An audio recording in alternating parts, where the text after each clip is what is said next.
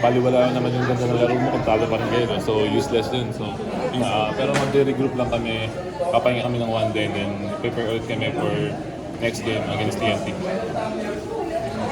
Ano sabi ni coach mo sa... Wala naman. I mean, sabi niya, heads up. Ganun talaga. Isang talo pa lang naman din.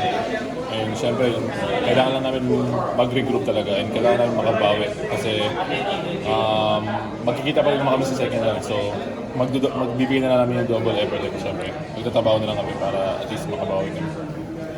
Ano ba nangyari? Dikit yung laban kanina. Yeah. Siguro yun nga, nag-collapse lang talaga yung, yung defense namin. And syempre, maganda talaga yung rotation ng bola nila. Especially pag na kay CJ or na kay George King yung bola. So, talagang maganda. So, mas napaghandaan nila yung game ngayon. Ano ba ang Yung last game to yung kay Ikaw.